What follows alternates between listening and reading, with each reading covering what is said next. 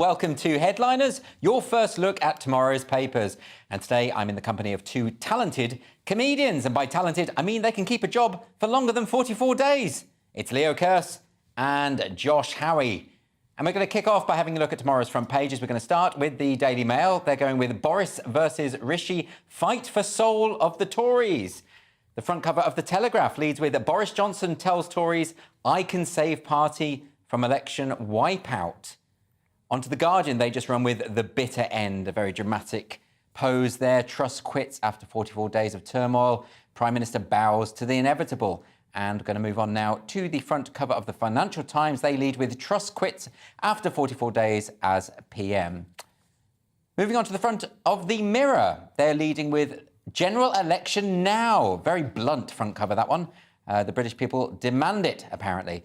The Times leads with Johnson weighs return to power as Truss quits, number 10. You can see a theme developing here. Friday's Express, he couldn't, could he? Will Boris bounce back to number 10? Well, the anticipation is killing us. And Friday's Sun as Bojo, I'll be back. And Friday's Metro leads with Truss quits after just 44 days. The worst PM we've ever had. That's quite a judgment from the Metro. And finally, the Daily Star. A historic souvenir edition. Lettuce rejoice. As you know, the Daily Star has been running this competition to see whether a lettuce they bought from Tesco for 60 pence could outlast Liz Truss. And it appears that it has. And there it is celebrating with some bubbly and a Greggs pasty, I believe. And those were your front pages.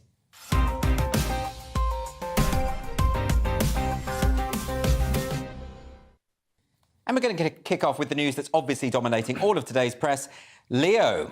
Liz Truss is quit after 44 days at number 10. So there's now going to be a shortened leadership race. So previously they had this 8-week leadership race that sort of scuppered the Tory party because they're like a headless chicken. There's all these crises going on with Ukraine and the cost of living crisis, the energy crisis. Nobody was in charge. Boris, departed, and then they were all fighting it out and pulling each other down for 8 weeks. So the next leadership race is just going to be a week, and Boris Johnson has made a comeback. I don't know if they're going to make it like when JR was shot and then they pretended it was a dream. I don't know. They can maybe do that with Boris. Well, coming back. it's got all the qualities of a soap opera. A lot of this, to be honest. So they could do a twist like that. Yeah. But there we see on the front cover of The Guardian that image of Liz Truss, and the bitter end. I mean, Josh, it really is.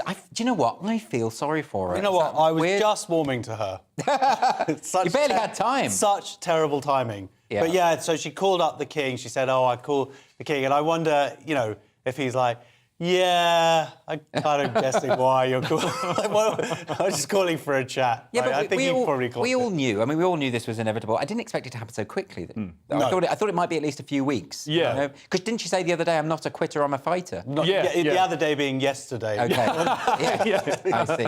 But now supposedly Boris Johnson says here and Rishi Sunak are going to battle for the soul of the party. I didn't know the Tory party had a soul. Well, that's because you're left-wing and you'll believe everything you hear on Channel 4 News. It's interesting, though, isn't it? I mean, Leo, you mentioned this 1 week. I mean, of course, it has to be much shorter than last time. Yeah. Because it was interminable. Yeah. And there's no way that the electorate would tolerate those endless debates. And this time, they're saying it's going to be within a week, right? So by October the 28th, they're going to put the ballot way up. So what they have to get, the benchmark, I think, is 100. Basically, they're making sure that the members don't pick the leader next time. So they're going to make sure that MPs... So you've got to get 100 nominations. They reckon it's going to be about 100 nominations. Could be 3 people then. So, two or three, or possibly even one. They were talking about possibly just one person, Rishi Sunak, being on the ballot, which isn't really much. But that's the sort of election you get in Zimbabwe or Russia. He might even lose, even then. The state of the Tory party. Who knows? He could. But, I mean, it does raise questions about democracy in this country because, Boris Johnson was elected in 2019 with, a huge majority, 80-seat majority, by the electorate. And he was deposed by this sort of shadowy cabal of Tory bigwigs. He'd done some stuff. He'd done some stuff, but what politician doesn't? And then Liz Truss was elected in this transparent and open election process, and then 40 days in, she gets deposed by the same shadowy cabal. Hold that thought, Leo, because we are going to move on to Friday's front cover of the Express, and of course this is Boris Johnson who said he'll be back, and it looks like a real possibility now. So they've run with. Can we see the image of that front cover? Anyway, it'll come to us in a moment, but it's about Boris Johnson. Yeah, he couldn't. Could he? Will Boris bounce back to number 10? So Supposedly right now, there he is there. That's not a live photo of him because he's on presently holiday. on a plane. So here we go. We want this guy back. Or I mean, some people are saying, some people don't cut that clip. But, you know, Parliament sits for 22 weeks a year. Yes. It's sitting at the moment and he's on holiday. Is this the person we actually want to come back? He's a shirker. That's been busy. Yeah, he's been busy on holiday. Yeah. So the point is this someone who people want back running our country? There was a reason why he was ousted. Yeah, but apparently, so breaking the law, lying. Yeah, but reports just now are repeatedly. saying that Guido Fawkes has reported that he already has more MPs supporting him than other potentials, including Rishi Sunak and Penny Mordaunt. Guido Fawkes, who, by the way, had a fantastic tweet saying how Liz Truss was going to solve everything and thrash Labour. Well, if she'd have been allowed, if she'd been allowed to get on with it instead of being brought down by this cabal of sort of Remainer. But brought down by her actions. No, brought down, but she didn't get a chance. She didn't. I mean, all right, she made a few missteps. I've got to pick up on this. So, could it not be the case that it was her lack of strength? However, I mean, she implemented all these policies. Yeah. She was the one that you turned on. She was the one that sacked Kwasi Kwarteng. Could she not have just said, "No, I'm sticking by my guns, and that's it"? Could she not be a bit more dictatorial about it? Yeah, absolutely. I think times like this need a bit of dictatorship. But yeah, I mean, I think Boris coming back is looking likely because he's electable. He's the only person in the Tory party who could win an election right now, and that's what they desperately want. With Labour 30-odd points clear in the polls. I'm going to ask Josh, can he... I mean, look, he's got a mandate. Boris does have a mandate, so there is that, insofar as he was the one who won that general election. So, you know, isn't he... I know the Tories are in a mess. And as Nicola Sturgeon has said, you know, the idea that he could come back, that would just show how the Tories are in, what a state the Tories are in. But is Leo right that actually, out of all the options, he is the best shot, even though it's not a very good shot? Well, he's the best shot for the Tories to stay in power. The real thing they should do, as Leo said earlier, we live in a democracy. We voted for a certain mandate. That's not... We didn't vote for Liz Truss... The country did not vote for Liz Truss to tank the economy. The Tory members voted, but they didn't vote for to tank the economy. That's like saying, you know, people voted Churchill for Hitler to invade except France she or whatever. caused... Yeah, but Hitler didn't cause World War II. No, well, I mean, she made some missteps, but the core... She cost this country billions of pounds.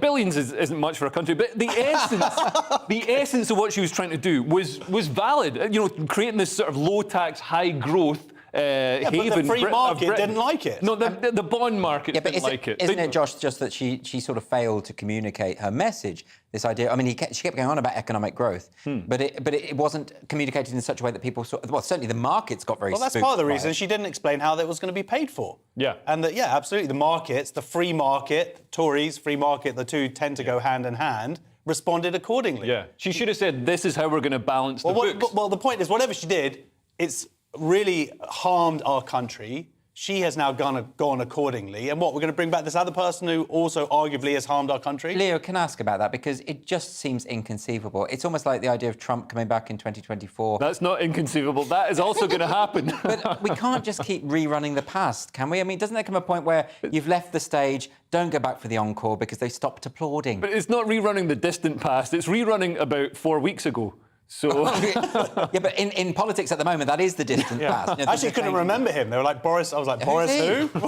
Are there any other possibilities? I mean, they talk about Ben Wallace as a unity candidate. They talk about Suella Braverman if they want a more right-leaning candidate. Is that, I mean, maybe just go for something a bit more left field? I doubt anybody would. Rishi is probably the key person, and Penny Mordaunt, I think, is third behind Rishi and Boris. We always liked Kemi Badenoch. Yeah, but it took me a long time to learn her Scottish surname. So. But with requiring 100 nominations, I mean, that scuppers, you know, most people.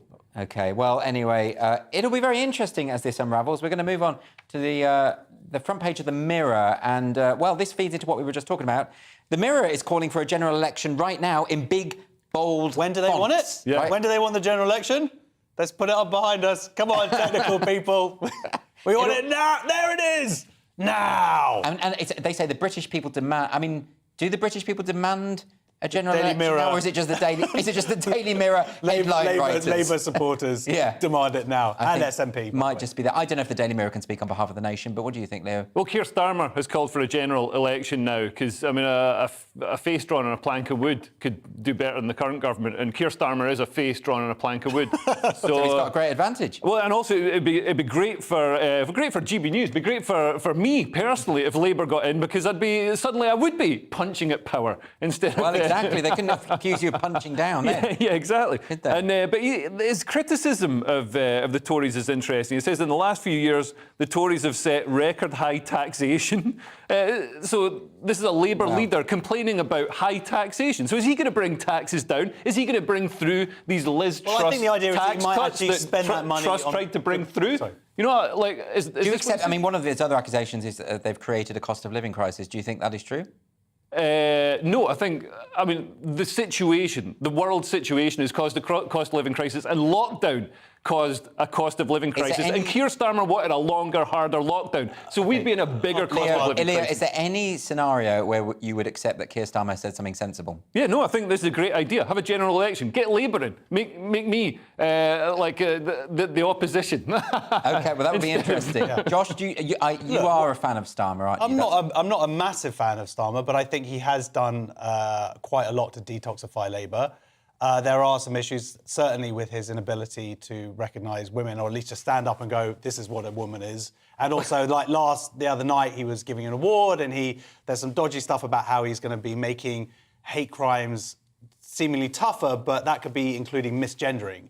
So that's the word, because that's the direction that Canada has gone in, and that's called compelled speech. And that is the first sign of an authoritarian government. So right? he needs to really clear that stuff up fast, because he's going to lose a lot of voters, a lot of female voters, because of that. But he is right. I'm a woman, and I'll still vote for him. Well, you're very beautiful. In fact, I think it'll be great for women like me. But look, whether you think or not that the Tories have caused this situation, arguably they have certainly exasperated the situation. And as he points out here, people are going to be facing £500 a month extra on top of their mortgages. And that is down, yes, exactly. And look, they've got so much of a lead in all of the polls. I mean, I think it's describing this article as apocalyptic. The polls are saying that basically Labour could do absolutely anything. I mean, Keir Starmer could be outed as a serial killer and he'd probably still win, right? Yeah, and he seems a bit like a serial killer. He's got that, that banality of evil. Yeah. Just to emphasise, we are not suggesting at any point that Keir Starmer's indulged in any criminal activity, let alone murder. I think he's actually a pretty decent moral person. I'm sure he's a decent guy. I'd agree with that. He lacks charisma. He does lack charisma, but does he lack more charisma than Liz Truss?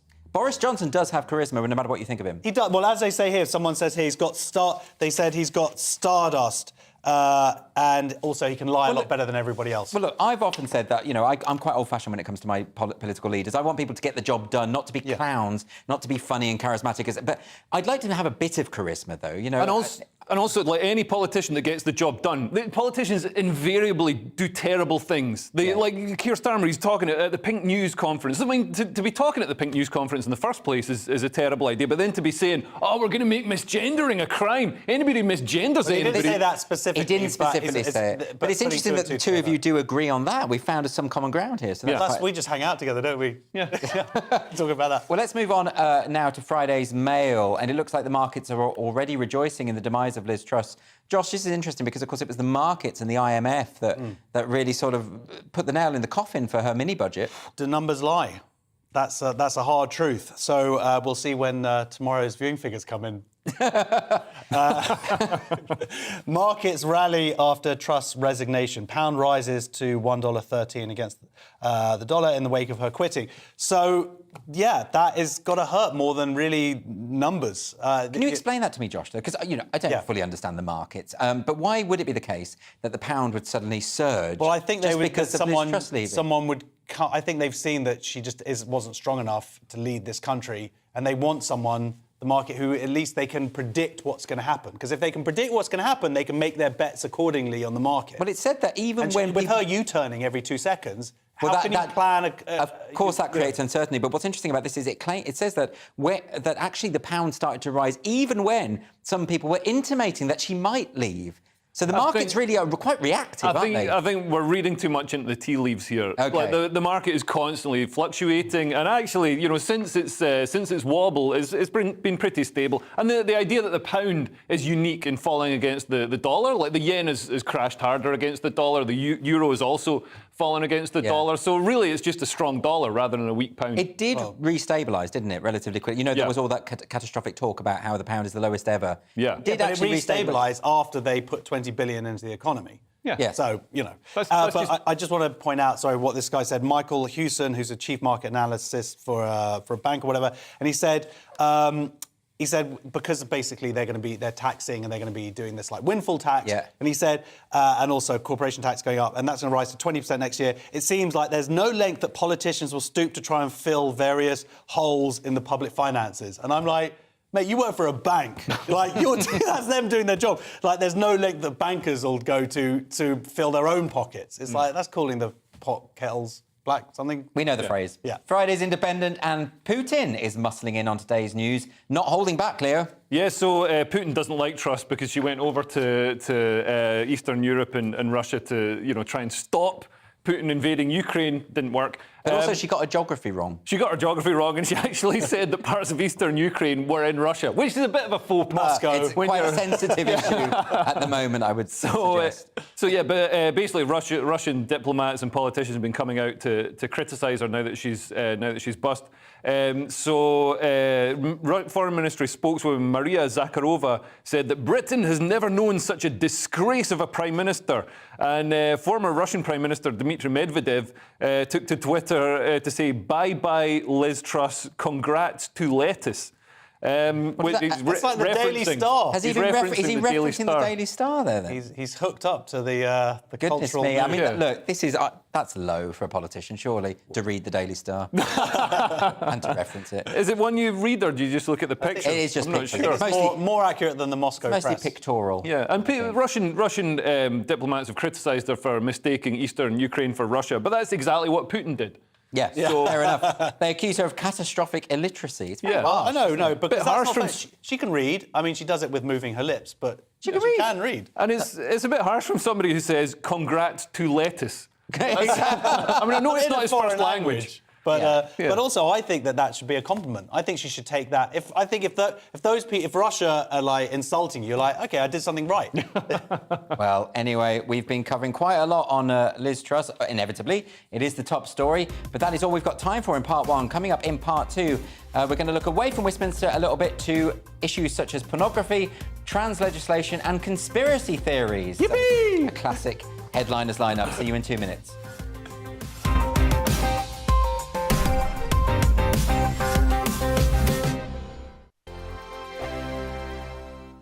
Weekday afternoons on GB News, we've got the whole of the UK covered. From 12 to 3, it's GB News Day with me, Mark Longhurst. And me, Gloria Di Piero. You'll get the very latest on everything that's been going on across our great nation. And from 3 till 6, watch out for GB News Live with me, Patrick Christys. I'm not here to mess around. With all the biggest topics and guests, you will always be up to date. GB News Day and GB News Live from 12 p.m. Only on GB News. The People's Channel, Britain's news channel. Hello there, it's Eamon Holmes here from Breakfast on GB News. We're not just on your television and your screens, you know. We're on DAB plus digital radio, so you can listen to your favourite shows on the move. If you've not yet listened to GB News Radio, it's very simple. We're on your radio player and tune-in apps, on your smart speaker, phone or tablet, or online at gbnews.uk. Take us with you wherever you go. GB News Radio. You never have to miss a moment of the People's Channel. Join my show Farage, 7 p.m. till 8 p.m. Monday through Thursday. And there you will get opinion, analysis, debate, and I'll cover stories that nobody else dares to touch. You've been cancelled. Join the club. Oh, my goodness me. And then for the last 15 minutes, talking pints. We're over a drink. We have a civilised conversation with someone. We very often disagree, but we do it in a grown-up way. Come and join me on Farage. Hello, I'm Simon Evans. Join me on GB News for Headliners at 11 p.m, where I'll be joined by two of the country's top comedians as we take a look at tomorrow's newspapers tonight. If it's a big story, we'll be covering it, I guarantee, but we'll also have some fun along the way. That's GB News Headliners at 11 p.m. We won't put you to sleep, unlike some of the other paper review shows out there. So join us, 11 p.m, 7 nights a week.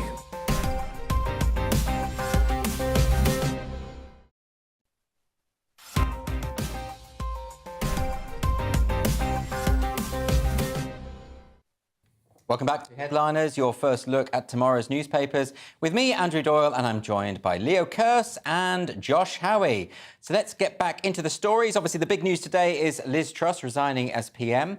But we're going to go a bit further afield to Belfast now. This is the Belfast Telegraph bringing us an important political story. Yes, a miracle needed to form new Stormont executive before the election deadline, which is next Friday. So essentially what's happened is the DUP have sort of dug their feet in because they're angry because Boris lied to them about putting borders in the sea. Yeah. And so they're not formed a government and they've been holding. And so basically nothing's getting done. And now automatically after 6 months, it means they have to go back to election. Over my dead body is what Boris Johnson said when it came to well, exactly. a border in the Irish Just one Sea. more lie to add to it. And this is Paul Given, who is the former First Minister. Yes. Who is saying that it's going to be a miracle if you get. Well, this he together. said it would take a miracle, but he didn't say if it was a Catholic or a Protestant miracle. Well, I'm thinking it was probably Protestant coming from him. Okay. But I mean, this is interesting, isn't it, Leo? So they've basically got a week. They've got a week to pull this together to get the power-sharing executive back up and running. Are we still talking about the Tory party? Well, you know, this doesn't help, does it? Because apparently over the last few weeks, things have been softened a bit in Northern Ireland with Liz Truss. For some reason, there was a better relationship there. Yeah. This is just going to throw it all out. And if they don't get this together within the week, what's going to happen? Well, it's going to have to be an election in December. Yeah, and I think the issue with Northern Ireland, like Europe is softening towards Britain because Europe's sort of seen that Britain leaving doesn't mean that other countries are going to jump ship as well. Yes. So they're softening on Northern Ireland. So they're going to make it less difficult for Britain to institute whatever rules and regulations it needs to. But yeah, Northern Ireland, I mean, there's a lot of changes happening there. On a sort of long-term basis, Catholics now outnumber Protestants in Northern Ireland. Yeah, which is incredible because, that's the reason the boundaries were drawn the way they were, that would never happen. Yeah. And, of course, now it has happened. And there's more condoms. There's more, well, this is it. But they stop using them. That's the thing. But there's more and more people are sort of talking now about the potential for a united Ireland. And Michelle O'Neill has talked about a unity referendum. And this is scaring the hell out of the DUP and unionists more generally. But, unless they get that power-sharing executive, unless they get Stormont up and running, nothing. What are they going to... It is a stalemate, right? Yeah, But I mean, Northern Ireland has been a stalemate for one way or another, since about 2015. That's sort of its USP. yeah. So I mean, it's an intractable issue, and the only way it can be fixed is if everybody chills out a bit. And that's your solution. Europe needs to chill out a bit. The DUP, everybody, just the Westminster need to chill out. Just all right, there's different currencies and borders, and there's a sea in the way. But everybody, it'll be fine. Isn't it? You've Boris... just world peace. Yeah, right there. No but borders. Isn't it Boris Johnson's government's fault? They knew that the protocol was a fudge. Yeah. Everybody said, all those horrible experts said it was impossible to implement without creating it. And he lied. But whatever, that's all boring old news, isn't it? Except it's not. It's still going on. It's weird seeing Sinn Féin apparently criticising this, saying it's a very bleak picture if Stormont isn't up and running. Sinn Féin collapsed the Assembly for 3 years, by the way, between 2020. But there we go. Literally collapsed it? No. Well, it's inflatable. It's an inflatable building. OK. All right, we're going to move on now to the next story. This one is from Friday's Mail with why even when the cameras have stopped rolling, you really do need to be careful what you say with a mic on, Leo, and I'm saying that to you specifically. Yeah. The way you speak when you're off air. On air is the problem On air is the problem with Leo. Although I do sometimes stop speaking, Josh. But Tory MP Steve Baker hopes Krishnan Guru Murthy is sacked and says it would be a service to the public as Channel 4 suspends the presenter for a week after calling the minister a C word. Just leave it at that. See you next Tuesday. Off camera. I think you say see you next Tuesday. They apparently breached the Channel 4 code of conduct, which is to keep your biases, your left-wing bias, hidden. And so he revealed it. He revealed it, and but sorry, I have to ask, Leo, because no one was in any doubt really that of Channel 4 News' bias. I mean, that would be hilarious. That's like pretending that the Guardian doesn't have a bias. Yeah. You remember when they did the coverage of the last election? I mean, it was so partisan. Yeah. So this is no big secret, is it? I think, isn't it just the language that's the problem, Josh? All right, can I say something? This is the Howie hot take, right? Okay. It's got nothing to do with bias. He didn't precase it with Tory CEO, whatever like that. Yeah. He basically, they had an argument. This guy called him, basically said he was a stupid question. And what he did, first of all, number one, he invented off-air, right? That's the big thing. Yes. Number two is, it's a great word. Love it. One of my favourite words. And number three is, they had an argument, and he said, where he basically said, he accused him of being stupid, or said it was a stupid question. And afterwards, he then went, no, it wasn't a stupid question. Oh, God, he's such a whatever. Well, actually, we can hear the recording. We have bleeped it, by the way, but let's hear what we've got. Steve Baker, thank you very much indeed. Thanks a lot, Steve. It wasn't a stupid question, Steve. You know it. I'm very happy to go up against you on Truss any day. What a I mean, it sounds almost like, from that, it sounds like it was banter, almost. Well, it sounds like he's actually talking to him when he says it. It's not like he's turned away and is just saying it to his, Steve! Steve, one last thing. Yeah. But that didn't go out live, did it? It just went out on the feeds, which is But it went out on the feeds, which means that other people are going to pick it up. And Josh, isn't it the case, though, that, I mean, broadcasters, always have to be aware that they're wearing microphones, they have to be professional. Yeah. And really, when you're a news broadcaster, you really do want to keep your... Absolutely, but it sounds... But the point is, this has been presented as a narrative of like, look at him, he's a big lefty. Now, he may well be, right? But this isn't what he... It's not like the usual diatribe by some lefty, Tories, I hate Tories and all that stuff. This is him... This is a personal... It's a bit worse than that. But it's a personal thing about the way that their conversation... So for you, it's not really... The language, the extremity of the language in and of itself is not sufficient, you don't think, to be sad? OK, but that's the argument, what it should be. What people are trying to make it... Leo Kearse. And some people who were on the TV before are trying to make it all about bias, and it's not about bias. You can argue that he shouldn't be using that particular language, fine, but it doesn't prove that he's, like, biased in and of itself. Does it matter so much? I mean, if it were the state broadcaster, it would matter more, wouldn't it? They basically are a state broadcaster. I mean, they're funded with public money, I believe, and they've got to abide by, public sector broadcasting rules, and Ofcom as well. They're effectively another BBC. And yeah, I mean, we've seen other people brought down by this. Gordon Brown was brought down by Hot Mic when he went away from that Sky interview and called someone a racist, just because they... Bigoted. I thought he said big because she had big boobs. No, it was bigot. But then on the other hand, people keep mispronouncing Jeremy Hunt's name and getting away with it on radio during the day or TV during the day. It's a hard word to pronounce. Well, let's not attempt it. We're on to Friday's Guardian now, and are pornography sites failing to protect children? This is a serious story. Josh, what's this about? Yeah, porn sites are not doing enough to protect children, warns Ofcom. And... because, porn sites are obviously bastions of morality. Right. And obviously would never put profit in front of children's Well, is that what's happening here? They're not checking, is that the Well, they're not checking. So now that things. Ofcom doesn't have the full powers yet, and we'll get onto the online safety bill, but they have now, from 2001, they've had some powers, and there are 19 of these sites that are based in the UK, so Ofcom can oversee them. Yeah. And some of those sites, of these 19 sites, have sort of put an age thing, but not like an age that you have to enter your age to get onto the site. Well, yeah, but the only site that's really gone full in on it in terms of protecting kids is OnlyFans. And if anyone out there, please, you're welcome to follow me on OnlyFans. You've got a good site there, actually. Thanks, mate. I appreciate it. You're quite creative. And thank you for your tip. I appreciate it. It's fine. The thing you do is But this is... But what they want to do, and this is Melanie Dawes, who's the Ofcom chief executive, they wanted, obviously, people to go further and introduce these new safety measures, one of them being not just including age verification, but parental controls. So I don't know how that's going to work on a porn site if I'm going to have to sit my 13-year-old son and Sam and say, OK, son, now tell me your preferences, Asian... And also, I'm going to have to phone up my 78-year-old mum and ask her to verify me. Can I ask about this, though? Because, to be honest, there's very little you can do to stop kids working around these systems. If you implement an age verification system, they're a lot more computer literate than our generation is. I don't see the issue here. I mean, like, why would you need a new age verification system? When I go on Pornhub or whatever, I have to click a thing that says that I'm 18. And I can't think of anything more tougher to get quite around. Robust. Unless they lie. They might be lying. Lie? But isn't it the parent? I mean, surely it should be the parents who are protecting their kids from this stuff. Exactly. Right? Josh you've got 5 kids, and I do. He protects his kids. Obviously, I don't go on porn sites. Yeah, limits their access to the internet. Yeah, don't give them computers. Yeah, but if you limit their access, then you have to limit your own access. Yeah. So maybe I don't. But I think,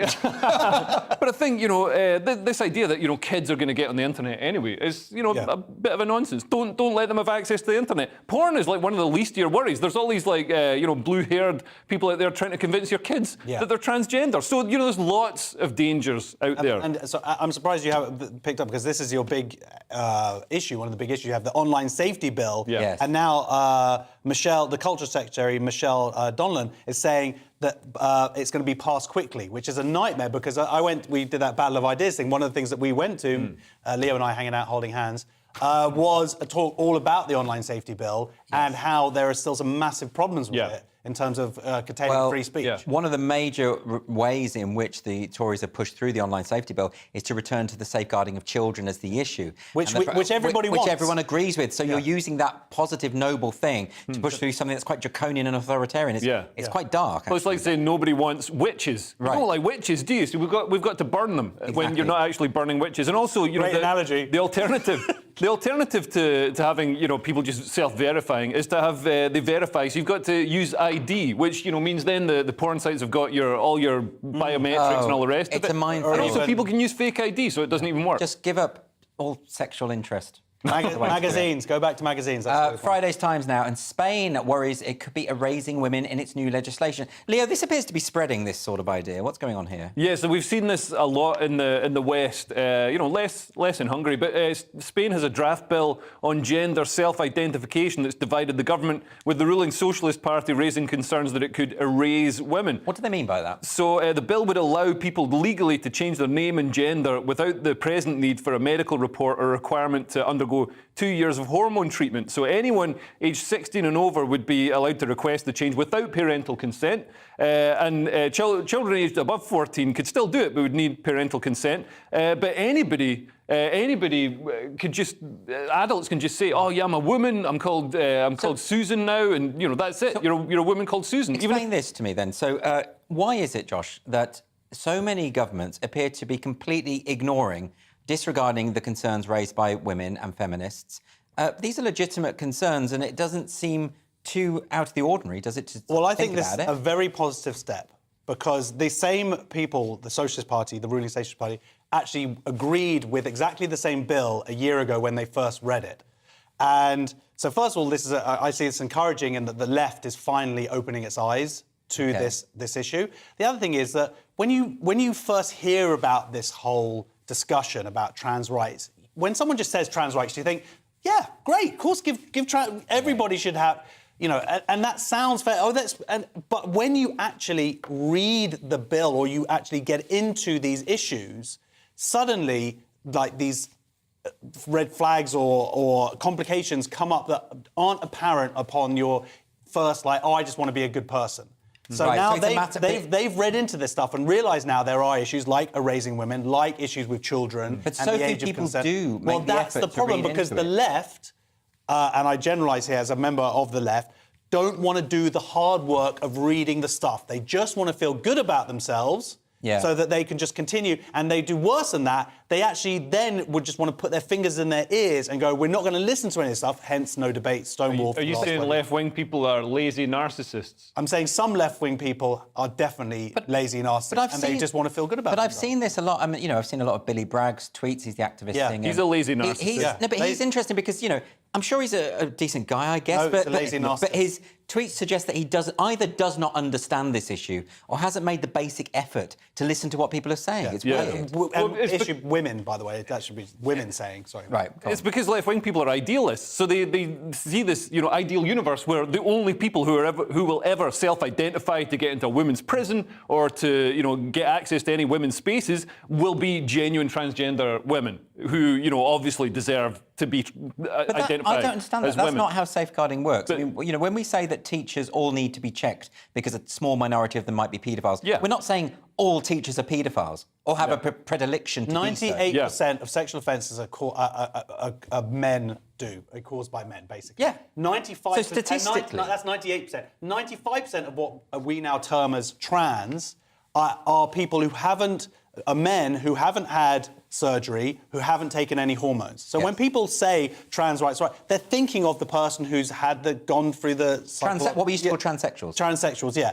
They're not appreciating that actually 95% of those people now are people basically wearing a wig and a dress. Yeah. And all of this stuff is actually very damaging to trans rights because, genuine transgender people are they just want to pass and live their lives as women or as men, and they don't want all this opprobrium and all this attention being focused on. I also have to say, the way in which this has been mischaracterised as a right versus left issue, and we're demonstrating right here, we've got a left winger and a right winger, and you're both agreed on this issue. I radicalised Josh. You've I see. No, I was already well into this issue a long time ago. Anyway, we're going to move on now to Friday's Guardian. New Zealand is jettisoning its governmental jargon so the common man can understand. Josh, what's this? It's a very condescending bill that's being pushed through the New Zealand Parliament. They're passing a plain language bill to jettison jargon. And the Guardian, being the Guardian, this is the Guardian humour, by the way. New Zealand has bid its farewell to grandiloquent memos and sesquipedalian documents. And when the person wrote that, you could just see it go. I bet they used a thesaurus. Of course they did. Well, Andrew's the only person I know who actually would know that. Funny, isn't it?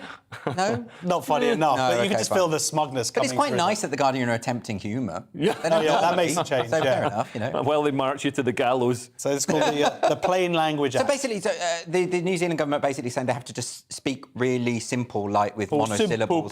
But it is patronising, isn't it? Yeah, it's patronising, and also they're going to have people have raised the issue of it's a solution looking for a problem would create new layers of bureaucracy in the form of plain language officers who would go around and police people's speech. Oh, that's a worry. Which is that ridiculous. Feels a little Orwellian, doesn't it? And also the New Zealand government simultaneously wants to complicate language by replacing words such as woman with person with a cervix. Yes. And men, people who menstruate. Well, look, but this is a good point that, because when those substitutions have been made, a lot of people have complained and said, well, look, if you're learning English as a foreign language, actually that's really hard. Woman and man is easy, and they should leave that the same. Might it be the case that this particular policy is actually trying to make things easier for people whose second language? Well, that's what they're saying. People with second language, people who are disabled, and people with lower levels of education is their euphemism that they use. Thick people. That's essentially what they're saying. They should be excluded from discourse. But you know what? The thing is, this is talking about in public discourse. Now, anybody who's a politician, one of your jobs is to communicate clearly. Yeah, that's true. Unless you're Boris Johnson who wants to throw in some Latin reference to look smart. You know what I mean? And actually, to be fair, that's what you do. You know all that stuff. What? But no. You do the opposite. You know all the Latin stuff or whatever it is, poetry. You know Latin. But you're very good at communicating in a very clear manner. Yes. And that's I'm not what makes garrulous at all, or sesquipedalian, or anything like that, or paronomastic. Wow, none of that. Occasionally you bring it out. Are you making those up? No. Right. You'll have to check afterwards. Anyway, we're going to stick with Friday's Guardian now.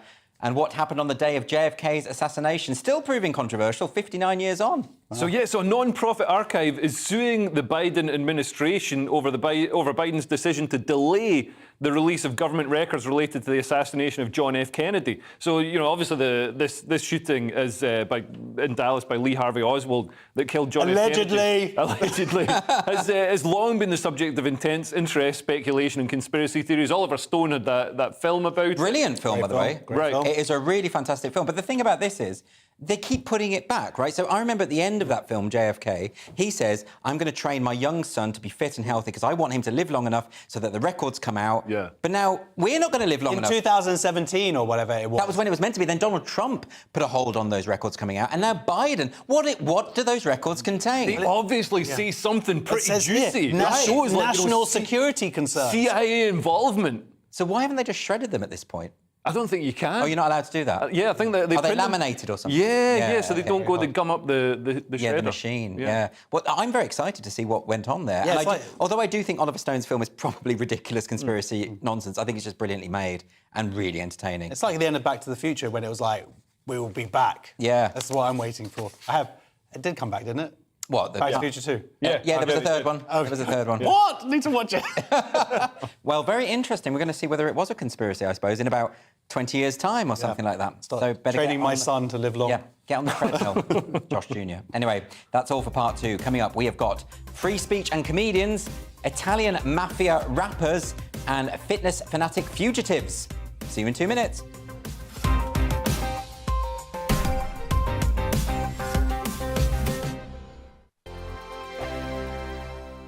Weekday afternoons on GB News, we've got the whole of the UK covered. From 12 to 3, it's GB News Day with me, Mark Longhurst. And me, Gloria Di Piero. You'll get the very latest on everything that's been going on across our great nation. And from 3 till 6, watch out for GB News Live with me, Patrick Christys. I'm not here to mess around. With all the biggest topics and guests, you will always be up to date. GB News Day and GB News Live from 12 p.m. Only on GB News. The People's Channel, Britain's news channel. Hello there, it's Eamon Holmes here from Breakfast on GB News. We're not just on your television and your screens, you know. We're on DAB plus digital radio, so you can listen to your favourite shows on the move. If you've not yet listened to GB News Radio, it's very simple. We're on your radio player and TuneIn apps, on your smart speaker, phone or tablet, or online at gbnews.uk. Take us with you wherever you go. GB News Radio. You never have to miss a moment of the People's Channel. Join my show Farage, 7 p.m. till 8 p.m. Monday through Thursday. And there you will get opinion, analysis, debate, and I'll cover stories that nobody else dares to touch. You've been cancelled. Join the club. Oh my goodness me. And then for the last 15 minutes, talking pints. We're over a drink. We have a civilised conversation with someone. We very often disagree, but we do it in a grown-up way. Come and join me on Farage. Hello, I'm Simon Evans. Join me on GB News for Headliners at 11 p.m, where I'll be joined by two of the country's top comedians as we take a look at tomorrow's newspapers tonight. If it's a big story, we'll be covering it, I guarantee, but we'll also have some fun along the way. That's GB News Headliners at 11 p.m. We won't put you to sleep, unlike some of the other paper review shows out there. So join us, 11 p.m, 7 nights a week.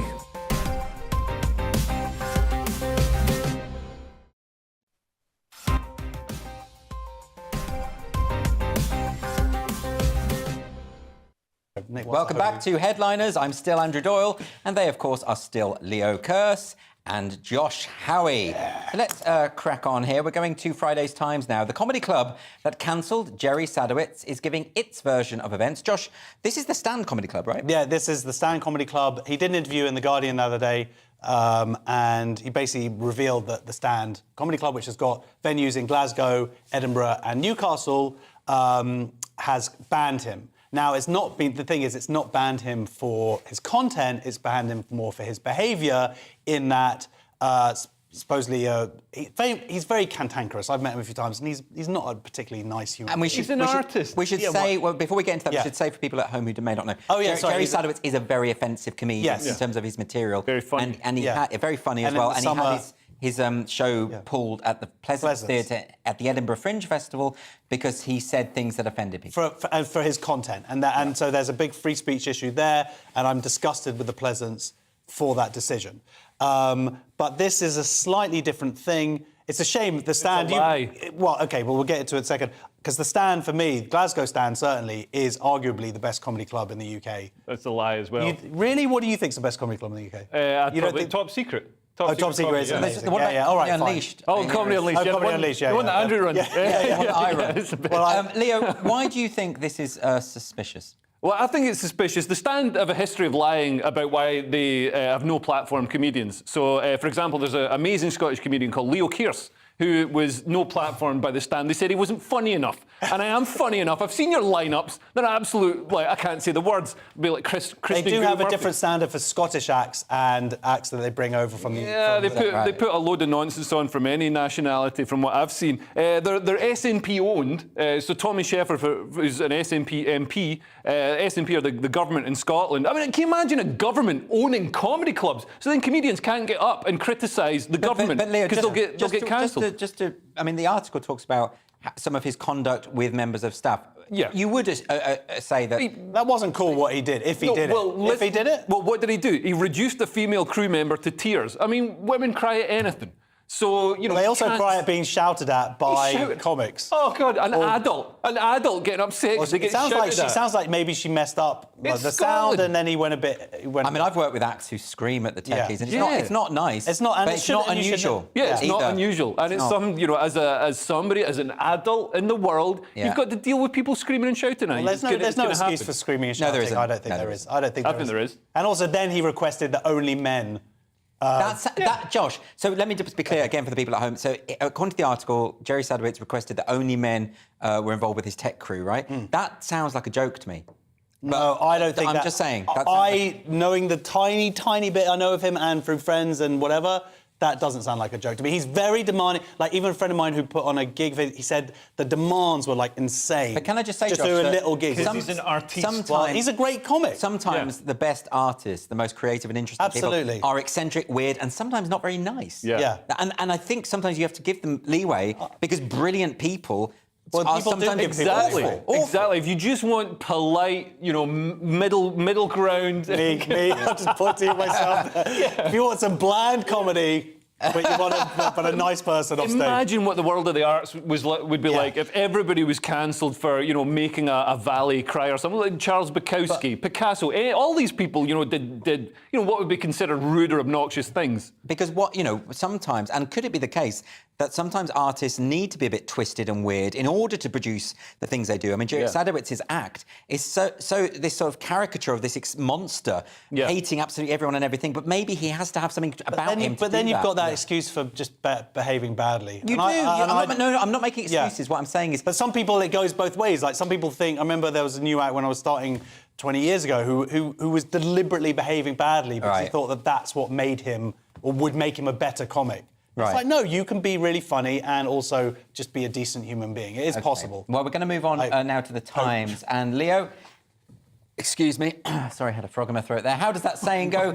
People who live in glass houses shouldn't throw stones. What's that about? We've got another great artist that's been cancelled. Yeah. So there's a fugitive Italian rapper called Nico Pandetta. Nico Pandetta! I think I had one of them for dessert last night. So he's been arrested after his lyrics boasted he couldn't be caught. So he bragged about financing his first CD with money from a robbery. He sang songs about defiance of the law in this track, Pistol Nella Fendi. Pistola Nella Fendi. Which, I was worried that Josh would do his Italian accent. When Josh starts doing his accents, it's just terrible. Monday, Tuesday, Saturday.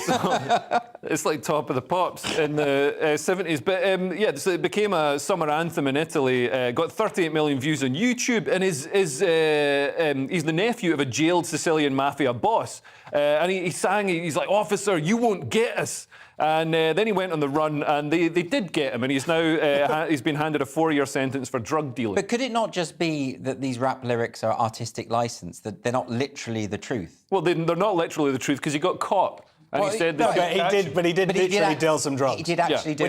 Which is how terrible the streaming business is at the moment. That you now have to. That's how little you get paid by Spotify. You get more royalties. You have to deal drugs. More royalties from crack cocaine. So he effectively confessed to his crime through the medium of rap. Yeah. And that's how he got caught. This reminds me, that novelist who wrote that book, How to Murder Your Husband? It was in the news recently. And then she murdered her husband. And the whole plan was in her book. Yeah. That's multitasking. Is it a similar thing to that? O.J. Simpson as well had that book that was called If I Did It, but the F was tiny. And it just said, I did it. Well, this is the crossover between art and reality, I suppose. We're moving on to Friday's Telegraph now. And men are better than women at dieting. Yes? Yes. It's official. In the Telegraph, men are better at dieting than women. But actually, they've looked at a whole bunch of studies. But what they're showing is that women lose weight on pills, essentially. Like, if they're put on drugs, weight loss drugs, they lose more weight than men. Most drugs are weight loss drugs. OK. Yeah, thank you. Let him finish the story. But they're saying that the reason why is because women are smaller, so if they're given like one pill and a guy's given one pill, that would have more effect on a female body. What they're saying she'll still be dancing at 6 a.m. Yeah. Thank you very much. But what they're saying when it comes to like normal dieting in terms of like eating less food, men lose more weight. And the reason they've given, and this is a very tenuous reason that they haven't proven at all, is because supposedly men are less likely to take part in weight trials. So I don't think that's not the reason at all. The reason is that men have greater willpower. I don't think it's even that, Josh. I think men are more obsessive. And so when they start a task, they normally want to really see go things through through. it. Right, so there's that. They don't get distracted like women do. But isn't there also, just to tone down the misogyny here, isn't it also possible... I was looking at Leo because I was hoping he would laugh and encourage me, but he hasn't. I just thought you were being serious. Oh. Yeah? Isn't it not the case, I was enjoying it. I want to hear more from Josh. No, I'm going to come to you. But is it not the case that men, because men have more muscle mass, it's easier to lose weight? And I think that's simple? Testosterone as well, it helps you burn fat. And women are, I don't want to be transphobic, so people with the cervix, they're sort of biologically more likely to store fat because they'll need it for reproduction. Yeah.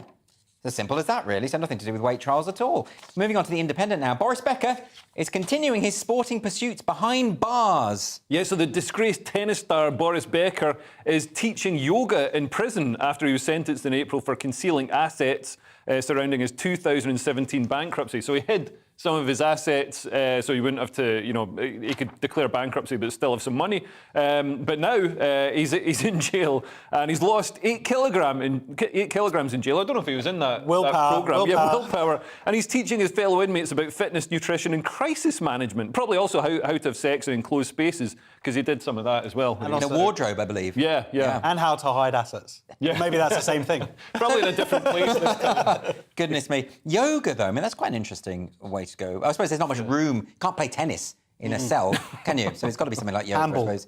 They're big handball fans. Yeah? Are you a fan of Boris Becker, Josh? Yeah, and the sad thing is it looks like he's going to be deported once he gets out. Yeah, that's right. He can't And I want him here not paying taxes rather than in Germany not paying taxes. Well, if he's a really good yoga teacher now, then we want to keep him as an asset. Yeah, to mental the health, helping prisoners, whatever. Yeah, good on him. And actually, he's a criminal, isn't he? So I shouldn't be saying things like that. We're going to move on now to Friday's Times, and some scientists are sceptical about meditation. I think they just need to step back, do some breathing work, focus on their chakras. What do you think? Yes, does meditation work? This in the Times, the journalist was obviously very angry because they've just gone out of their way to prove all the negative effects of medication. Sorry, you've got me on that old thing, on meditation. And one of them is... it's quite scary, actually. You can get hallucinations, depression. This is if you do it too much. And also, supposedly it's like a law of diminishing returns. It has what they call an inverted U-shape, where it can work initially in terms of helping people go to sleep or helping their mental health, but actually it lessens the more that they do it. It's been proven to actually make then your sleep, or for some people, it makes their sleep go worse. And also, in the University of Virginia, they enlisted 259 prisoners, not including Boris Becker, I assume, to practice meditation, and it found that it made them want to commit more crime. I'm very sceptical about this sort of stuff. I mean, does it work, Leo? Have you Meditation? tried it? Yeah. It's not even a thing. Like, they've just rebranded boredom. Like, sitting still and emptying your mind. That was every Sunday afternoon in the 1980s. Yeah. It's not a new thing. Well, look, we're going to move on to one final story now, and this is in The Telegraph, Leo. Dyslexia. What's this about? Yeah, so apparently it's genetic. It runs in the family. So it's a genetic trait. They've done a landmark study. They've identified 42 genes at the University of Edinburgh that are linked to the learning disorder that causes people to struggle to read and write. Apparently 1 in 10 people have got dyslexia. OK. If your dad's got it, you're more likely to have it. They've identified a dyslexic DNA. I do actually. You do have jokes. I do have jokes, but I also do have dyslexia, which is why you can tell that joke. Well, you nearly said that the right way because you're dyslexia. You're trying to say it the wrong way. It might be that I'm also thick as well. That's dyslexia. That's well, on that rather edgy joke from Josh Howie there, that's all we've got time for. Thank you to my guests, Leo Kearse and Josh Howie. And Headliners is going to be back tomorrow at 11 o'clock with Mark Dolan, Steve N. Allen, and Nick the Big Dog Dixon. Good night.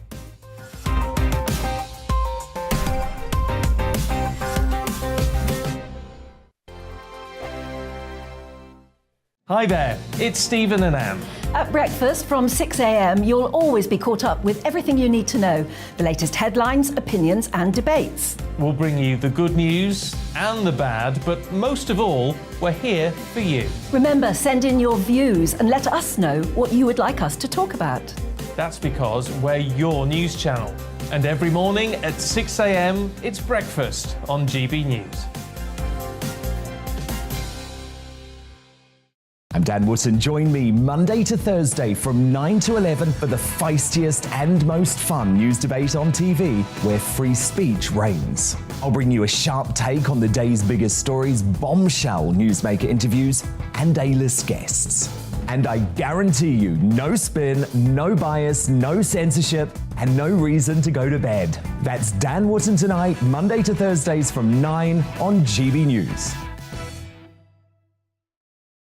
Weekday afternoons on GB News, we've got the whole of the UK covered. From 12 to 3, it's GB News Day with me, Mark Longhurst. And me, Gloria Di Piero. You'll get the very latest on everything that's been going on across our great nation. And from 3 till 6, watch out for GB News Live with me, Patrick Christys. I'm not here to mess around. With all the biggest topics and guests, you will always be up to date. GB News Day and GB News Live from 12 p.m. Only on GB News. The People's Channel, Britain's news channel. Hello there, it's Eamon Holmes here from Breakfast.